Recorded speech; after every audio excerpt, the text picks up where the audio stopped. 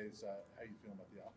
We're starting. We're starting. There's some good, there's some bad, there's some ugly, but we're learning about one another. We're testing the guys. Today was a good test with the pads on for the first time to see who we can trust and see where we're at, create that adversity, and see who responds the right way. But I like the attitude, I like the approach, and the way guys are going about it. Coach Prime said it's a very up-tempo practice, and we can see that firsthand that you guys are moving pretty quickly. Is that something you're used to, and how much of a fan are you of the up-tempo style for practice? Yeah, I like going fast. Me and Ricky Bobby got that in common. I want to go fast, right? So, I've been playing this way for over a decade now. So I like the intensity, the energy, and the pace of play. We can get a lot done. Our kids can work really efficient, and we get a lot of volume, which is good. How do you thread the needle, speaking of that, taking a cougar in your front seat? You don't give you the Ricky Boat do that all day.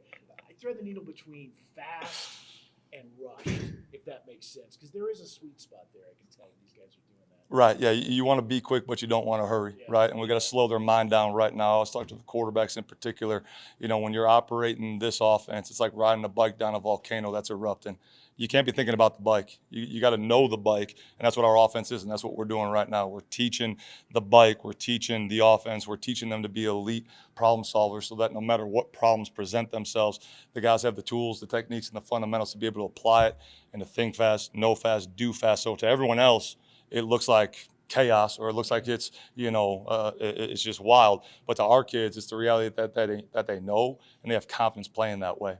When you were at Kent State, how much did that help the defense, just having to go against that up tempo every day in practice? Yeah, I thought it was really good, right? And they're able to then be prepared for this style of play. But then when they're playing a huddle team, the game slows down and they're almost bored out there. That's what my defensive players used to tell me, like, Coach, like, this thing's moving so slow. When they're able to see and process information on their end quickly, then as the game slows down based off the people that they're playing, it's going to benefit them as well.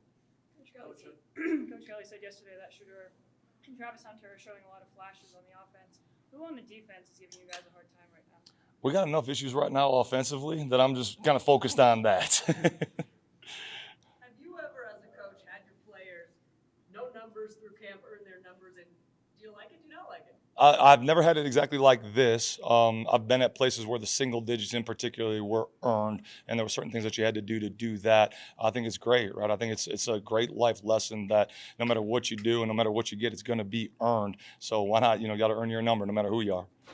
What are the steps and kind of milestones that you're looking for the team to hit as you're installing the offense? The biggest thing right now is as we go, I want to see the number of missed assignments and the mental errors go down. Like, that's the thing that I'm constantly tracking right now. They're way too high for us to be successful, and that needs to continue to go down. Coach Brown said Shedeur is in his third offense in 3 years. How do you feel like he is picking up this offense and in turn allowing to teaching moments for some of the other guys as well? Yeah, he's doing a really good job. He's done a really nice job with all those previous offenses that he's been a part of to be able to clear that terminology, learn this new terminology fresh so that he can process quickly. And I think he's doing a really nice job. You've talked about the influence that Chris and Dino and those guys have had on you. Where does this tempo thing come from? Is it a little bit of Rich Rod?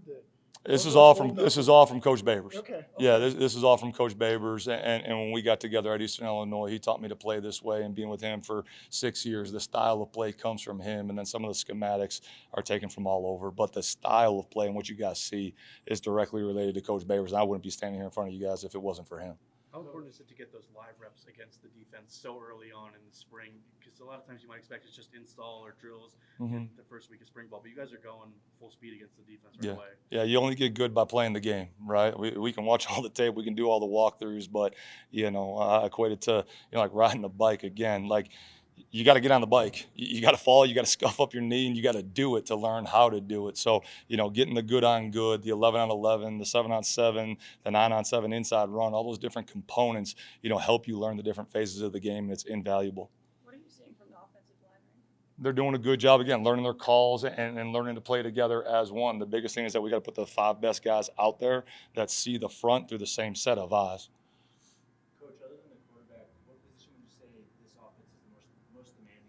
The wide receivers, right? Just the total volume that they have to run, the amount of information that they have to be able to process going full speed. They're the angels that make it go. I know the trigger man in any system gets all the glory and recognition, right? Probably too much praise and far too much criticism, but the wide receivers are the angels that make this thing go. Coach, our first impression of Coach Prime, he's on a scooter moving around. Next thing you know, he's over here, over there. What's your first impression of Coach riding the scooter and his coaching style that you Yeah, again, high energy, very demanding, right? He's a man that values work, and he's in the position because he's one of the hardest workers in the room, and that's what he demands from everyone, you know. So work works, put your hard hat on, and let's go to work. He wears a cowboy hat, you know. What do you think of that? I mean, when you got 8 toes, do what you got to do to get around. How would Sean Lewis, tight end, handle Sean Lewis, offensive coordinator in this system? Would you like this 20 years ago? Yeah, I would love this, you know, but I wasn't a very good player, so Sean Lewis, the coach, would have to do a hell of a job to get Sean Lewis, the player, going. We talked with Jimmy Horn the other day, and he said thinks he's the fastest guy on the team. What about his speed sticks out to you so far? That he can run really fast and run by people, right? He has that elite trait that no matter all the techniques and fundamentals that we give him, he picked his parents the right way, and he can go. Obviously, we know Travis was touted as one of the best cornerbacks coming out of high school. He's working with the offense. What do you need to see from him to have open up the possibility that he plays both ways? Yeah, I mean, he's going to be able to help us on both sides of the ball. He has a very unique skill set that's going to help the team in a lot of different phases. You know, offensively, he needs to do a great job just refining his route running because he's one of the freakiest athletes in any field he's ever stepped on, right? And now we're going to get on the field in a very competitive league with really elite DBs. And when he comes across a DB as a wide receiver particularly, right, where talent's equal, well, how are you going to win, right? And that's where it comes down to techniques and fundamentals in your approach and your work that you do. You know, so as he continues to trend the right way, I think he's going to be able to add some value, again, in all phases of the game. Behind Shedeur, what are you seeing from the other quarterbacks in that room, and how important is it to bring those guys along? Yeah, I mean, again, they're learning, they're growing. It's day 3 for everyone of live reps, and you know, me getting after them a little bit and pushing them to go. So again, I need to see the mental errors go down. I need to see them value the football and maximize their calculated shots. And it's critical to have, you know, as much depth at that position across the board, so that we can have as much competitive maturity within our offensive unit to have success. Right? I mean, we all know how this game goes. You have injuries, you can't predict anything. Shoot, my last game at Kent State, we beat Buffalo with my 4-string walk-on quarterback. So we need to make sure that everyone's ready to go with that next man up mentality. A few weeks ago, you said pressure's not something you feel, it's something you apply. What's the attitude you're trying to drill in while we get this spring ball going?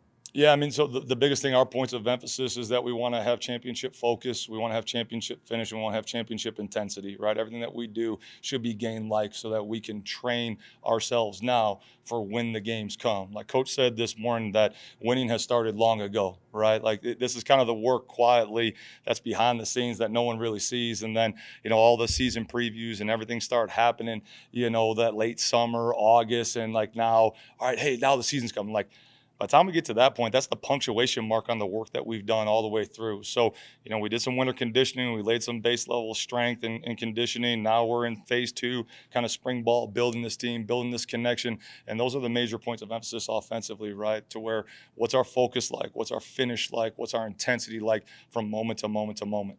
Shedeur is so strong in terms of ball placement and kind of knowing what he's looking at.